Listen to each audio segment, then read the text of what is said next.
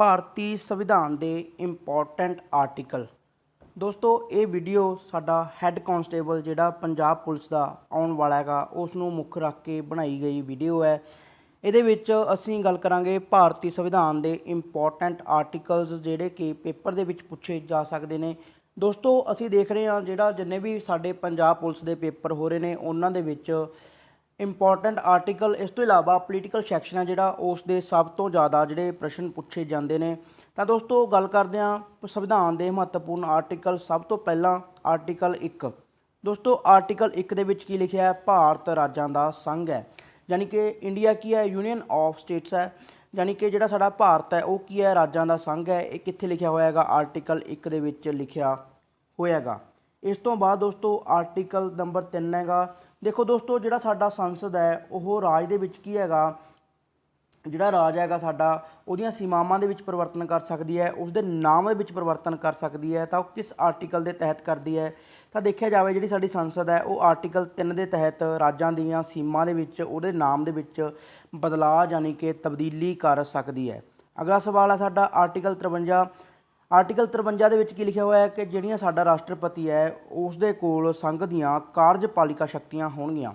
ਦੇਖੋ ਦੋਸਤੋ 3 ਅੰਗ ਹੁੰਦੇ ਨੇ ਸਾਡੇ, ਇੱਕ ਵਿਧਾਨ ਪਾਲਿਕਾ, ਇੱਕ ਕਾਰਜਪਾਲਿਕਾ, ਇੱਕ ਨਿਆਂਪਾਲਿਕਾ। ਵਿਧਾਨ ਪਾਲਿਕਾ ਦਾ ਕੰਮ ਕੀ ਹੈ? ਕਾਨੂੰਨ ਬਣਾਉਣਾ। ਕਾਰਜਪਾਲਿਕਾ ਦਾ ਕੰਮ ਕੀ ਹੈ? ਲਾਗੂ ਕਰਨਾ। ਨਿਆਂਪਾਲਿਕਾ ਦਾ ਕੀ ਕੰਮ ਹੈ? ਕਾਨੂੰਨਾਂ ਦੀ ਰਾਖੀ ਕਰਨਾ। ਦੋਸਤੋ ਜਿਹੜਾ ਸਾਡਾ ਕਾਰਜਪਾਲਿਕਾ ਸ਼ਕਤੀਆਂ ਯਾਨੀ ਕਿ ਕਾਨੂੰਨ ਨੂੰ ਲਾਗੂ ਕਰਵਾਉਣ ਸੰਬੰਧੀ ਸ਼ਕਤੀਆਂ ਨੇਗੀਆਂ, ਉਹਨਾਂ ਦਾ ਮੁਖੀ ਕੌਣ ਹੈ? ਸਾਡਾ ਰਾਸ਼ਟਰਪਤੀ ਹੈ। ਤਾਂ ਦੋਸਤੋ ਕਾਰਜਪਾਲਿਕਾ ਸ਼ਕਤੀਆਂ ਕਿਹਦੇ ਕੋਲ ਨੇ? ਸਾਰੀਆਂ ਉਹ 53 ਦੇ ਤਹਿਤ ਸੰਘ ਦੀਆਂ ਕਾਰਜਪਾਲਿਕਾ ਸੰਬੰਧੀ ਸ਼ਕਤੀਆਂ ਰਾਸ਼ਟਰਪਤੀ ਦੇ ਵਿੱਚ ਸ਼ਾਮਿਲ ਨੇ। ਅਗਲਾ ਸਵਾਲ ਉਪ ਰਾਸ਼ਟਰਪਤੀ ਰਾਜ ਸਭਾ ਦਾ ਪ੍ਰਧਾਨ ਸਭਾਪਤੀ।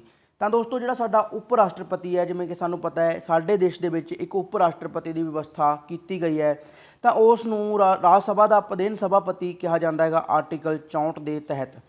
ਉਪ ਰਾਸ਼ਟਰਪਤੀ ਦਾ ਮੇਨ ਕੰਮ ਕੀ ਹੁੰਦਾ ਦੋਸਤੋ? ਜਦੋਂ ਕਦੇ ਰਾਸ਼ਟਰਪਤੀ ਛੁੱਟੀ 'ਤੇ ਹੋਵੇ ਜਾਂ ਫਿਰ ਬਾਹਰਲੇ ਦੇਸ਼ ਚਲਾ ਜਾਵੇ ਜਾਂ ਮਰ ਜਾਵੇ ਜਾਂ ਕਿਸੇ ਕਾਰਨ ਉਹ ਆਪਣਾ ਤਿਆਗ ਪੱਤਰ ਦੇ ਦੇਵੇ, ਤਾਂ ਦੋਸਤੋ ਉਸ ਟਾਈਮ ਰਾਸ਼ਟਰਪਤੀ ਦੇ ਪਦ ਦੇ ਰੂਪ ਦੇ ਵਿੱਚ ਭੂਮਿਕਾ ਕੌਣ ਨਿਭਾਉਂਦਾ ਹੈ? ਉਪ ਰਾਸ਼ਟਰਪਤੀ ਨਿਭਾਉਂਦਾ ਹੈਗਾ। ਤਾਂ ਦੋਸਤੋ ਆਰਟੀਕਲ 64 ਦੇ ਤਹਿਤ ਹੈ ਜਿਹੜਾ ਸਾਡਾ ਉਪ ਰਾਸ਼ਟਰਪਤੀ ਹੈ ਜਿਹੜਾ ਉਹ ਰਾਜ ਸਭਾ ਦਾ ਪ੍ਰਧਾਨ ਸਭਾਪਤੀ ਹੁੰਦਾ ਹੈ। ਅਗਲਾ ਸਵਾਲ ਤਾਂ ਦੋਸਤੋ ਆਰਟੀਕਲ 74 ਦੀ ਗੱਲ ਕਰਦੇ ਹਾਂ ਅਸੀਂ। ਆਰਟੀਕਲ 74 ਦੇ ਵਿੱਚ ਕੀ ਹੈਗਾ? ਰਾਸ਼ਟਰਪਤੀ ਦੀ ਸਹਾਇਤਾ ਅਤੇ ਸੁਝਾਅ ਲਈ ਇੱਕ ਮੰਤਰੀ ਪ੍ਰੀਸ਼ਦ ਦੀ ਵਿਵਸਥਾ ਕੀਤੀ ਗਈ ਹੈ। ਜਿਹੜਾ ਸਾਡਾ ਰਾਸ਼ਟਰਪਤੀ ਦੀ ਸਹਾਇਤਾ ਦੇ ਲਈ ਕੀ ਹੈਗਾ ਦੋਸਤੋ? ਇੱਕ ਮੰਤਰੀ ਪ੍ਰੀਸ਼ਦ ਰੱਖੀ ਗਈ ਹੈ, ਮੰਤਰੀ ਪ੍ਰੀਸ਼ਦ ਦੀ ਵਿਵਸਥਾ ਕੀਤੀ ਗਈ ਹੈ ਆਰਟੀਕਲ 74 ਦੇ ਤਹਿਤ। ਅਗਲਾ ਸਵਾਲ ਹੈ ਦੋਸਤੋ ਅਟਾਰਨੀ ਜਨਰਲ। ਅਟਾਰਨੀ ਜਨਰਲ ਕੀ ਹੈ ਦੋਸਤੋ? ਅਟਾਰਨੀ ਜਨਰਲ ਇੱਕ ਕਹਿ ਦਈਏ ਸਰਕਾਰ ਦਾ ਵਕੀਲ ਹੈ ਜਿਹੜਾ ਸਰਕਾਰ ਦੇ ਪੱਖੋਂ ਕੇਸ ਲੜਦਾ ਹੈਗਾ। ਤਾਂ ਆਰਟੀਕਲ 76 ਦੇ ਵਿੱਚ ਅਟਾਰਨੀ ਜਨਰਲ ਦੀ ਵਿਵਸਥਾ ਕੀਤੀ ਗਈ ਹੈ। ਇਸ ਤੋਂ ਬਾਅਦ ਦੋਸਤੋ ਆਰਟੀਕਲ 110 ਦੀ ਗੱਲ ਕਰਦੇ ਹਾਂ। ਤਾਂ ਦੋਸਤੋ ਕਈ ਵਾਰੀ ਕੀ ਹੁੰਦਾ ਹੈ, ਜੇ ਦੇਖਿਆ ਜਾਂਦਾ ਹੈਗਾ ਆਰਟੀਕਲ 110 ਦੇ ਵਿੱਚ ਕੀ ਲਿਖਿਆ ਹੈਗਾ? ਧਨ ਜਿਹੜਾ ਬਿੱਲ ਹੈਗਾ ਉਸ ਨੂੰ ਕੀ ਹੈਗਾ ਪਰਿਭਾਸ਼ਿਤ ਕੀਤਾ ਗਿਆ ਹੈਗਾ। ਆਰਟੀਕਲ 110 ਦੇ ਵਿੱਚ ਕੀ ਹੈਗਾ? ਧਨ ਬਿੱਲ ਹੈ ਜਿਹੜਾ ਸਾਡਾ ਉਸ ਨੂੰ ਪਰਿਭਾਸ਼ਿਤ ਕੀਤਾ ਗਿਆ ਹੈਗਾ। ਇਸ ਤੋਂ ਬਾਅਦ ਦੋਸਤੋ ਅਸੀਂ ਗੱਲ ਕਰਦੇ ਹਾਂ ਸੰਯੁਕਤ ਅਧਿਵੇਸ਼ਨ। ਦੋਸਤੋ ਕਈ ਵਾਰੀ ਕੀ ਹੁੰਦਾ ਹੈ, ਜਦੋਂ ਕਦੇ ਕੋਈ ਬਿੱਲ ਦੇ ਉੱਤੇ ਰਾਜ ਸਭਾ ਅਤੇ ਲੋਕ ਸਭਾ ਦੇ ਵਿਚਕਾਰ ਡੈਡਲੌਕ ਉਤਪੰਨ ਹੋ ਜਾਂਦਾ ਹੈਗਾ, ਤਾਂ ਉਸ ਟਾਈਮ ਕੀ ਹੁੰਦਾ ਹੈਗਾ? ਜਿਹੜਾ ਸਾਡਾ ਸੰਯੁਕਤ ਅਧਿਵੇਸ਼ਨ ਹੈ ਜਿਹੜਾ ਉਹ ਬੁਲਾਇਆ ਜਾਂਦਾ ਹੈਗਾ ਆਰਟੀਕਲ 108 ਦੇ ਤਹਿਤ। 108 ਦੇ ਤਹਿਤ ਜੇ ਕਦੇ ਕਿਸੇ ਬਿੱਲ ਦੇ ਸੰਬੰਧੀ ਦੋਨਾਂ ਸਦਨਾਂ ਦੇ ਵਿੱਚ ਗਤੀਰੋਧ ਉਤਪੰਨ ਹੋ ਜਾਂਦਾ ਹੈ, ਡੈਡਲੌਕ ਬਣ ਜਾਂਦਾ ਹੈਗਾ, ਤਾਂ ਉਸ ਟਾਈਮ ਜਿਹੜਾ ਸੰਯੁਕਤ ਅਧਿਵੇਸ਼ਨ ਬੁਲਾਇਆ ਜਾਂਦਾ ਹੈਗਾ। ਇਸ ਤੋਂ ਬਾਅਦ ਆਰਟੀਕਲ 111। ਆਰਟੀਕਲ 111 ਦੇ ਵਿੱਚ ਕੀ ਹੈ ਦੋਸਤੋ? ਜਦੋਂ ਕਦੇ ਕੋਈ ਬਿੱਲ ਬਣਦਾ ਹੈ ਸਭ ਤੋਂ ਪਹਿਲਾਂ ਉਸ ਨੂੰ ਲੋਕ ਸਭਾ ਜਾਂ ਰਾਜ ਸਭਾ ਦੇ ਵਿੱਚ ਪੇਸ਼ ਕੀਤਾ ਜਾਂਦਾ ਹੈ। ਦੋਨਾਂ ਸਦਨਾਂ ਦੇ ਵਿੱਚ ਪੇਸ਼ ਹੋਣ ਤੋਂ ਬਾਅਦ ਉਹ ਰਾਸ਼ਟਰਪਤੀ ਦੇ ਕੋਲ ਜਾਵੇਗਾ। ਤਾਂ ਦੋਸਤੋ 111 ਦੇ ਤਹਿਤ ਕੀ ਲਿਖਿਆ ਹੋਇਆਗਾ ਵੀ ਜਿਹੜਾ ਰਾਸ਼ਟਰਪਤੀ ਦੇ ਕੋਲ ਬਿੱਲ ਗਿਆ, ਰਾਸ਼ਟਰਪਤੀ ਕੋਲ ਬਿੱਲ ਗਿਆ ਤਾਂ ਰਾਸ਼ਟਰਪਤੀ ਚਾਹੇ ਤਾਂ ਉਸ ਨੂੰ ਮਨਜ਼ੂਰੀ ਦੇ ਦੇਵੇ, ਚਾਹੇ ਤਾਂ ਮਨਜ਼ੂਰੀ ਨਾ ਦੇਵੇ ਕਿ ਤੇ ਉਸ ਨੂੰ ਸੁਝਾਅ ਦੇ ਲਈ ਵਾਪਸ ਭੇਜ ਦੇਵੇ। ਤਾਂ ਦੋਸਤੋ ਜਦੋਂ ਵਾਪਸ ਜਾਵੇਗਾ ਰਾਸ਼ਟਰਪਤੀ ਦੇ ਕੋਲ ਤਾਂ ਦੋਸਤੋ ਸੰਸਦ ਦੇ ਕੋਲ, ਤਾਂ ਸੰਸਦ ਨੇ ਜੇਕਰ ਉਸ ਬਿੱਲ ਨੂੰ ਦੁਬਾਰਾ ਪਾਸ ਕਰ ਦਿੱਤਾ ਤਾਂ ਰਾਸ਼ਟਰਪਤੀ ਨੂੰ ਉਸ 'ਤੇ ਜਿਹੜੀ ਸਵੀਕਾਰ ਕਰਨਾ ਪਵੇਗਾ, ਉਸ ਨੂੰ ਅਸਵੀਕਾਰ ਨਹੀਂ ਕਰ ਸਕਦਾ ਆਰਟੀਕਲ 111 ਦੇ ਤਹਿਤ। ਯਾਨੀ ਕਿ ਰਾਸ਼ਟਰਪਤੀ ਸਿਰਫ ਇੱਕ ਵਾਰ ਬਿੱਲ ਨੂੰ ਵਾਪਸ ਭੇਜ ਸਕਦਾ ਹੈਗਾ ਪੁਨਰ ਵਿਚਾਰ ਦੇ ਲਈ। ਆਰਟੀਕਲ 111 ਦੇ ਵਿੱਚ ਇਹ ਗੱਲ ਲਿਖੀ ਹੋਈ ਹੈ। ਇਸ ਤੋਂ ਬਾਅਦ ਆਰਟੀਕਲ 112। ਆਰਟੀਕਲ 112 ਦੇ ਵਿੱਚ ਕੀ ਹੈ ਦੋਸਤੋ? ਹਰ ਸਾਲ ਕੀ ਹੈਗਾ ਜਿਹੜਾ ਬਜਟ ਪੇਸ਼ ਕੀਤਾ ਜਾਂਦਾ ਹੈਗਾ ਉਸ ਦਾ ਉਲੇਖ ਕਿੱਥੇ ਹੈ? ਆਰਟੀਕਲ 112 ਦੇ ਵਿੱਚ ਕੀਤਾ ਹੋਇਆ ਹੈਗਾ। ਪਰ ਕਿਤੇ ਵੀ ਸਾਡੇ ਸੰਵਿਧਾਨ ਦੇ ਵਿੱਚ ਬਜਟ ਜਿਹੜਾ ਸ਼ਬਦ ਹੈ ਉਸ ਦਾ ਵਰਣਨ ਨਹੀਂ ਕੀਤਾ ਹੋਇਆ, ਯਾਨੀ ਕਿ ਉਸ ਦੀ ਵਰਤੋਂ ਨਹੀਂ ਕੀਤੀ ਗਈ। ਇਸ ਤੋਂ ਬਾਅਦ ਦੋਸਤੋ ਆਰਟੀਕਲ 123 ਮੋਸਟ ਇੰਪੋਰਟੈਂਟ ਆਰਟੀਕਲ ਹੈ ਦੋਸਤੋ। ਆਰਟੀਕਲ 123 ਦੇ ਵਿੱਚ ਕੀ ਲਿਖਿਆ ਹੋਇਆ ਹੈਗਾ ਦੋਸਤੋ? ਆਰਟੀਕਲ 123 ਦੇ ਵਿੱਚ ਰਾਸ਼ਟਰਪਤੀ ਦੀ ਅਧਿਆਦੇਸ਼ ਜਾਰੀ ਕਰਨ ਦੀ ਸ਼ਕਤੀ ਹੈ ਦੋਸਤੋ। ਰਾਸ਼ਟਰਪਤੀ ਦੀ ਅਧਿਆਦੇਸ਼ ਜਾਰੀ ਕਰਨ ਦੀ ਸ਼ਕਤੀ ਹੈ। ਆਰਡੀਨੈਂਸ ਜਿਹੜਾ ਹੈਗਾ ਰਾਸ਼ਟਰਪਤੀ ਜਾਰੀ ਕਰ ਸਕਦਾ ਹੈਗਾ। ਆਰਡੀਨੈਂਸ ਕੀ ਹੁੰਦਾ? ਅਧਿਆਦੇਸ਼ ਕੀ ਹੁੰਦਾ ਹੈਗਾ? ਜਦੋਂ ਕਦੇ ਸੰਸਦ ਦਾ ਸਮਾਗਮ ਨਹੀਂ ਚੱਲ ਰਿਹਾ ਹੁੰਦਾ ਤਾਂ ਉਸ ਟਾਈਮ ਰਾਸ਼ਟਰਪਤੀ ਇੱਕ ਆਦੇਸ਼ ਜਾਰੀ ਕਰਦਾ ਹੈ ਜਿਸ ਨੂੰ ਅਧਿਆਦੇਸ਼ ਕਿਹਾ ਜਾਂਦਾ ਹੈਗਾ। ਆਰਟੀਕਲ 148 ਦੇ ਵਿੱਚ ਕੀ ਹੈ ਦੋਸਤੋ? ਆਰਟੀਕਲ 148 ਦੇ ਵਿੱਚ ਕੀ ਹੈ? CAG ਦੀ ਵਿਵਸਥਾ ਕੀਤੀ ਗਈ ਹੈ। ਕੈਗ ਕਹਿੰਦੇ ਆ ਦੋਸਤੋ ਜਿਹਨੂੰ ਆਪਾਂ। ਕੈਗ ਨੂੰ ਅਸੀਂ ਕੀ ਕਹਿੰਦੇ ਆ? ਕੰਟਰੋਲਰ ਆਡੀਟਰ ਜਨਰਲ, ਯਾਨੀ ਕਿ ਜਿਹੜਾ ਸਾਡੇ ਸੰਸਦ ਦੇ ਯਾਨੀ ਕਿ ਸਾਡੇ ਲੋਕ ਸਭਾ ਦੇ ਵਿੱਚ ਜਿਹੜੇ ਬਿੱਲ ਯਾਨੀ ਕਿ ਸਾਡੇ ਖਰਚੇ ਕੀਤੇ ਜਾਂਦੇ ਨੇਗੇ ਉਹਨਾਂ ਦੀ ਜਾਂਚ ਕੌਣ ਕਰਦਾ ਹੈ? ਕੈਗ ਕਰਦਾ ਦੋਸਤੋ। ਕੈਗ ਕੀ ਹੈਗਾ? ਕੰਟਰੋਲਰ ਆਡੀਟਰ ਜਨਰਲ ਹੈਗਾ ਜਿਹੜਾ। ਇਸ ਦੀ ਵਿਵਸਥਾ ਆਰਟੀਕਲ 148 ਦੇ ਵਿੱਚ ਕੀਤੀ ਗਈ ਹੈ। ਇਸ ਤੋਂ ਬਾਅਦ ਦੋਸਤੋ 163 ਆਰਟੀਕਲ 163 ਦੇ ਵਿੱਚ ਕੀ ਹੈ ਦੋਸਤੋ? ਇਹ ਰਾਜਪਾਲ ਦੇ ਨਾਲ, ਰਾਜਾਂ ਦੇ ਰਾਜਪਾਲ ਦੇ ਨਾਲ ਰਿਲੇਟਡ ਹੈ, ਜਿਹਦੇ ਵਿੱਚ ਕੀ ਹੈਗਾ? ਰਾਜਪਾਲ ਨੇ ਉਹਨਾਂ ਦੇ ਕੰਮਾਂ ਦੇ ਵਿੱਚ ਸਹਾਇਤਾ ਦੇ ਲਈ, ਉਹਨਾਂ ਨੂੰ ਸੁਝਾਅ ਦੇਣ ਦੇ ਲਈ ਰਾਜਾਂ ਦੇ ਵਿੱਚ ਇੱਕ ਮੰਤਰੀ ਪਰਿਸ਼ਦ ਦੀ ਵਿਵਸਥਾ ਕੀਤੀ ਗਈ ਹੈ, ਯਾਨੀ ਕਿ ਜਿਹਦੇ ਵਿੱਚ ਸਭ ਤੋਂ ਮੇਨ ਕੌਣ ਹੋਵੇਗਾ? ਮੁੱਖ ਮੰਤਰੀ ਹੋਵੇਗਾ।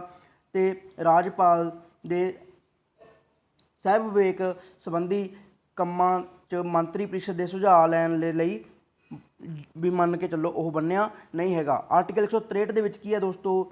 ਰਾਜਪਾਲ ਦੇ ਕੰਮਾਂ ਦੇ ਲਈ ਦੋਸਤੋ ਕੀ ਹੈਗੀ? ਜੇ ਦੇਖਿਆ ਜਾਵੇ ਆਰਟੀਕਲ 163 ਦੇ ਵਿੱਚ ਕੀ ਹੈਗਾ? ਰਾਜਪਾਲ ਨੂੰ ਸਲਾਹ ਦੇਣ ਦੇ ਲਈ ਕੌਣ ਹੈ? ਇੱਕ ਮੰਤਰੀ ਪਰਿਸ਼ਦ ਹੋਵੇਗੀ, ਇੱਕ ਮੁੱਖ ਮੰਤਰੀ ਹੋਵੇਗਾ। ਪਰ ਉਹਨਾਂ ਦੀ ਗੱਲ ਮੰਨਣ ਦੇ ਲਈ ਜਿਹੜਾ ਰਾਜਪਾਲ ਹੈਗਾ ਸਾਡੇ ਦੇਸ਼ ਦਾ, ਉਹ ਬੰਨਿਆ ਹੋਇਆ ਨਹੀਂ ਹੈਗਾ। ਉਹਦੀ ਮਰਜ਼ੀ ਹੈ, ਚਾਹੇ ਉਹਨਾਂ ਦੀ ਸਲਾਹ ਨੂੰ ਮੰਨੇ ਜਾਂ ਫਿਰ ਨਾ ਮੰਨੇ। ਇਸ ਤੋਂ ਬਾਅਦ ਆਰਟੀਕਲ 169 ਯਾਨੀ ਕਿ 169, ਇਹਦੇ ਵਿੱਚ ਕੀ ਹੈ ਦੋਸਤੋ?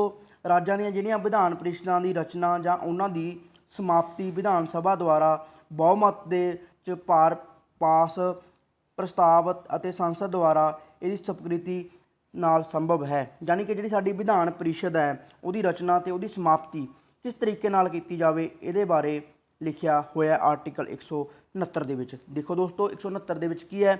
ਜਿਹੜੀ ਸਾਡੀ ਰਾਜ ਵਿਧਾਨ ਪਰਿਸ਼ਦ ਹੁੰਦੀ ਹੈ ਉਸ ਦੀ ਰਚਨਾ ਅਤੇ ਉਹਦੀ ਸਮਾਪਤੀ ਵਿਧਾਨ ਸਭਾ ਦੁਆਰਾ ਬਹੁਮਤ ਦੇ ਨਾਲ ਜਿਹੜਾ ਪਾਸ ਕੀਤਾ ਗਿਆ ਹੁੰਦਾ ਹੈਗਾ ਬਿੱਲ ਪ੍ਰਸਤਾਵ ਹੈ, ਯਾਨੀ ਕਿ ਇਸ ਤੋਂ ਬਾਅਦ ਸੰਸਦ ਜਦੋਂ ਉਸ ਨੂੰ ਸਵੀਕ੍ਰਿਤੀ ਦੇ ਦਿੰਦੀ ਹੈ, ਉਸ ਨੂੰ ਪਾਸ ਕਰ ਦਿੰਦੀ ਹੈ, ਤਾਂ ਉਸ ਟਾਈਮ ਜਿਹੜਾ ਸਾਡਾ ਰਾਜਾਂ ਦੇ ਵਿੱਚ ਵਿਧਾਨ ਪਰਿਸ਼ਦ ਹੈ ਉਹ ਬਣ ਜਾਂਦੀ ਹੈ।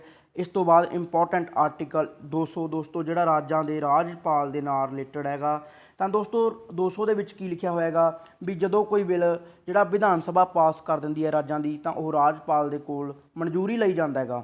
ਤਾਂ ਦੋਸਤੋ ਦੇਖਿਆ ਜਾਵੇ ਜਿਹੜਾ ਸਾਡਾ ਰਾਜਪਾਲ ਹੈ, ਤਾਂ ਦੋਸਤੋ ਜਦੋਂ ਰਾਜਪਾਲ ਦੇ ਕੋਲ ਇਹ ਬਿੱਲ ਆਇਆ ਤਾਂ ਰਾਜਪਾਲ ਇਹਨੂੰ ਰੱਦ ਕਰ ਸਕਦਾ ਹੈਗਾ ਜਾਂ ਫਿਰ ਇਹਦੇ ਵਿੱਚ ਸੁਝਾਅ ਦੇ ਕੇ ਵਾਪਸ ਭੇਜ ਸਕਦਾ ਹੈਗਾ। ਪਰ ਜੇ ਦੇਖਿਆ ਜਾਵੇ ਜਦੋਂ ਵਿਧਾਨ ਪਾਲਿਕਾ ਦੇ ਵਿੱਚ ਉਹ ਬਿੱਲ ਦੁਬਾਰਾ ਵਾਪਸ ਚਲਾ ਜਾਂਦਾ ਹੈਗਾ, ਜੇ ਦੁਬਾਰਾ ਉਸ ਨੂੰ ਪਾਸ ਕਰ ਦਿੱਤਾ ਜਾਵੇ ਤਾਂ ਰਾਜਪਾਲ ਨੂੰ ਇਸ ਦੇ ਵਿੱਚ ਸਵੀਕ੍ਰਿਤੀ ਦੇਣੀ ਪਵੇਗੀ, ਇਹਨੂੰ ਪਾਸ ਕਰਨਾ ਪਵੇਗਾ, ਜਾਂ ਫਿਰ ਉਸ ਨੂੰ ਰਾਸ਼ਟਰਪਤੀ ਤੋਂ ਮਨਜ਼ੂਰੀ ਲਈ ਉਹ ਆਪਣੇ ਕੋਲ ਰੱਖ ਸਕਦਾ ਜਾਂ ਫਿਰ ਭੇਜ ਸਕਦਾ ਹੈਗਾ। ਤਾਂ ਦੋਸਤੋ ਇਹ ਸੀ ਸਾਡਾ ਆਰਟੀਕਲ ਨੰਬਰ 200। ਆਰਟੀਕਲ 200 ਦੇ ਵਿੱਚ ਕੀ ਹੈ? ਜਦੋਂ ਕੋਈ ਬਿੱਲ ਹੈ ਜਿਹੜਾ, ਦੁਬਾਰਾ ਫਿਰ ਗੱਲ ਕਰਦੇ ਹਾਂ, ਜਦੋਂ ਕੋਈ ਬਿੱਲ ਜਿਹੜਾ ਸਾਡਾ ਵਿਧਾਨ ਸਭਾ ਦੇ ਦੁਆਰਾ ਪਾਸ ਕਰ ਦਿੱਤਾ ਜਾਂਦਾ ਹੈ, ਰਾਜਪਾਲ ਕੋਲ ਜਾਂਦਾ ਹੈ, ਤਾਂ ਰਾਜਪਾਲ ਨੂੰ ਇਹਦੀ ਮਨਜ਼ੂਰੀ ਦੇਣੀ ਪੈਂਦੀ ਹੈ। ਯਾਨੀ ਕਿ ਦੋਸਤੋ ਕੀ ਹੁੰਦਾ ਹੈ? ਮਨਜ਼ੂਰੀ ਦੇਣੀ ਜ਼ਰੂਰੀ ਨਹੀਂ, ਯਾਨੀ ਕਿ 200 ਦੇ ਤਹਿਤ ਜਦੋਂ ਰਾਜਪਾਲ ਦੇ ਕੋਲ ਗਿਆ ਤਾਂ ਰਾਜਪਾਲ ਕੀ ਹੈਗਾ ਇਹਦੇ ਵਿੱਚ ਸੁਝਾਅ ਦੇ ਸਕਦਾ ਹੈਗਾ, ਇਸ ਦੇ ਵਿੱਚ ਤਬਦੀਲੀ ਕਰਨ ਨੂੰ ਕਹਿ ਸਕਦਾ ਹੈ। ਪਰ ਜੇ ਦੁਬਾਰਾ ਵਿਧਾਨ ਸਭਾ ਨੇ ਪਾਸ ਕਰ ਦਿੱਤਾ ਤਾਂ ਉਸ ਨੂੰ ਨਾਮ ਮਨਜ਼ੂਰ ਰਾਜਪਾਲ ਨਹੀਂ ਕਰ ਸਕਦਾ, ਉਹ ਵੱਧ ਤੋਂ ਵੱਧ ਰਾਸ਼ਟਰਪਤੀ ਦੇ ਵਿਚਾਰ ਲਈ ਭੇਜ ਸਕਦਾ ਹੈਗਾ ਉਸ ਨੂੰ, ਜਾਂ ਫਿਰ ਮਨਜ਼ੂਰੀ ਦੇਣੀ ਪਵੇਗੀ ਆਰਟੀਕਲ 200 ਦੇ ਤਹਿਤ। ਤਾਂ ਦੋਸਤੋ ਇਹ ਨੇ ਸਾਡੇ ਇੰਪੋਰਟੈਂਟ 10 ਤੋਂ 12 ਆਰਟੀਕਲ ਨੇ ਜਿਹੜੇ ਇਹ ਪੇਪਰ ਦੇ ਵਿੱਚ ਪੁੱਛੇ ਜਾ ਸਕਦੇ ਨੇ। ਆਰਟੀਕਲ 1 ਭਾਰਤ ਰਾਜਾਂ ਦਾ ਸੰਘ, 3 ਨਾਮ ਬਦਲ ਸਕਦੀ ਹੈ, 53 ਦੇ ਵਿੱਚ ਕੀ ਹੈ? ਰਾਸ਼ਟਰਪਤੀ ਦੀਆਂ ਕਾਰਜਪਾਲਿਕਾ ਸ਼ਕਤੀਆਂ ਨੇ ਸਾਰੀਆਂ, ਤੇ 64 ਦੇ ਵਿੱਚ ਕੀ ਹੈਗਾ? ਉਪ ਰਾਸ਼ਟਰਪਤੀ ਪ੍ਰਧਾਨ ਸਭਾਪਤੀ ਹੈ ਜਿਹੜਾ। 76 ਦੇ ਵਿੱਚ ਕੀ ਹੈ ਦੋਸਤੋ? ਮੰਤਰੀ ਪਰਿਸ਼ਦ ਦੀ ਵਿਵਸਥਾ ਆ ਗਈ। 76 ਦੇ ਵਿੱਚ ਕੀ ਹੈ? Attorney general. 110 ਦੇ ਵਿੱਚ ਧਨ ਵਿਧੇਇਕ। 108 ਦੇ ਵਿੱਚ ਕੀ ਹੈ? ਸੰਯੁਕਤ ਅਧਿਵੇਸ਼ਨ। 111 ਦੇ ਵਿੱਚ ਕੀ ਹੈ ਦੋਸਤੋ? ਜਿਹੜਾ ਸਾਡਾ ਬਜਟ ਪੇਸ਼ ਹੁੰਦਾ ਹੈ। 112 ਦੇ ਵਿੱਚ ਕੀ ਹੈ ਦੋਸਤੋ? 111 ਦੇ ਵਿੱਚ ਕੀ ਹੈ ਦੋਸਤੋ? 111 ਦੇ ਵਿੱਚ ਕੀ ਹੈ, ਜਿਹੜੇ ਸੰਸਦ ਦੇ ਦੋਨੇ ਸਦਨ ਹੈਗੇ ਉਹਨਾਂ ਦੁਆਰਾ ਜਿਹੜਾ ਪਾਸ ਬਿੱਲ ਹੁੰਦਾ ਹੈਗਾ ਉਹ ਰਾਸ਼ਟਰਪਤੀ ਕੋਲ ਜਾਂਦਾ ਹੈਗਾ। ਰਾਸ਼ਟਰਪਤੀ ਉਹਨੂੰ ਮਨਜ਼ੂਰ ਕਰ ਸਕਦਾ ਜਾਂ ਫਿਰ ਨਾ ਮਨਜ਼ੂਰ ਕਰ ਸਕਦਾ, ਸੁਝਾਅ ਦੇ ਸਕਦਾ ਹੈ। 112 ਦੇ ਵਿੱਚ ਕੀ ਹੈ ਦੋਸਤੋ, 112 ਦੇ ਤਹਿਤ ਜਿਹੜਾ ਸਾਡਾ ਬਜਟ ਪੇਸ਼ ਕੀਤਾ ਜਾਂਦਾ ਹੈਗਾ, ਪਰ ਬਜਟ ਦਾ ਉਲੇਖ ਕਿਤੇ ਵੀ ਨਹੀਂ ਕੀਤਾ ਗਿਆ, ਯਾਨੀ ਕਿ ਬਜਟ ਸ਼ਬਦ ਦੀ ਵਰਤੋਂ ਨਹੀਂ ਕੀਤੀ ਗਈ। 123 ਦੇ ਵਿੱਚ ਕੀ ਹੈ, ਅਧਿਆਦੇਸ਼। 148 ਦੇ ਵਿੱਚ CAG। 163 ਦੇ ਵਿੱਚ ਕੀ ਹੈ ਦੋਸਤੋ, ਰਾਜਾਂ ਦੇ ਰਾਜਪਾਲ ਦੇ ਸਹਾਇਤਾ ਦੇ ਲਈ ਕੀ ਹੈ, ਮੰਤਰੀ ਪ੍ਰੀਸ਼ਦ ਹੈ। ਮੰਨਣਾ ਨਾ ਮੰਨਣਾ ਉਹਦੀ ਸਲਾਹ, ਉਹਦੀ ਮਰਜ਼ੀ ਹੈ। ਤਾਂ ਇਸ ਤੋਂ ਬਾਅਦ 169 ਆਰਟੀਕਲ ਹੈ। 169 ਆਰਟੀਕਲ ਦੇ ਵਿੱਚ ਕੀ ਹੈ, ਵਿਧਾਨ ਪ੍ਰੀਸ਼ਦ ਕਿਵੇਂ ਬਣੇਗੀ। 200 ਦੇ ਵਿੱਚ ਕੀ ਹੈ ਦੋਸਤੋ, ਰਾਜਾਂ ਦੇ ਰਾਜਪਾਲ ਦੀ ਜਿਹੜੀ ਸਾਡੀ ਬਿੱਲ ਨੂੰ ਪਾਸ ਕਰਨ ਸੰਬੰਧੀ ਸ਼ਕਤੀ ਦਾ ਵਰਣਨ ਹੈ।